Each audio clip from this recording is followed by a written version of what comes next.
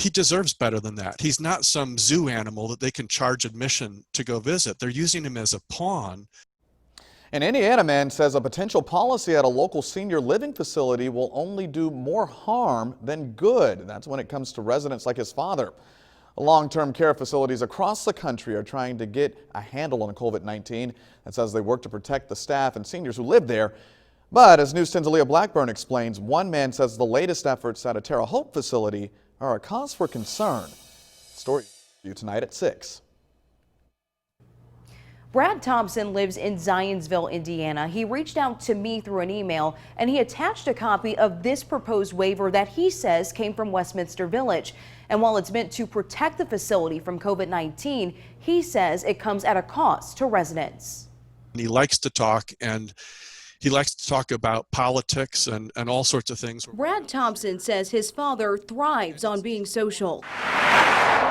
At 90 years old, he lives at Westminster Village, where these days in-person visits are far and few. I think his doctor would say that, he's in a mental decline because of the isolation. It's one of the many effects of COVID-19, especially on seniors. That's why facilities like Westminster are looking into guidelines and policies to best fit their communities. You've got mail. Which led to this email Thompson received last month. Starting August 12th, Westminster residents and visitors would be required to sign an acknowledgement waiver and form, known as the COVID-19 Risk Waiver and Release of Claims. By signing it, you're aware of the protocols and risk of catching the virus. However, you forfeit the right to sue for claims of negligence and damages related to it. It was really severe. I mean, it basically said that Westminster could do whatever Westminster wanted to do. The language in the waiver, even though it doesn't specifically say you can't visit, but you feel it ultimately discourages visitation. It's no different than saying that they want to charge us money to visit our loved ones. They're saying you need to give up, you need to give us, the nursing home, your legal rights. That's a price of admission, and that's what's unacceptable. After hearing concerns from Thompson and others, Westminster held off on the policy. In fact, it actually never went into effect. We spoke to Executive Director Dan Smith.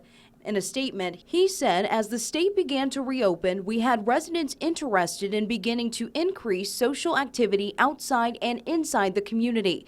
He went on to say that the waiver was meant to help meet those requests by ensuring financial well-being to all parties. While Westminster hears and respects concerns, Smith says they plan to still work with residents and their families to find a better solution. For Thompson, he says it's a lesson learned in a temporary truce. More people need to understand that they don't have to just sort of sign everything that's put in front of them and give away their rights. While it's unclear what the future brings, for Thompson, fighting for his dad, both physically and mentally, will never stop. It is sad to see the decline that has resulted from the isolation. It is a horrible thing, and he deserves better.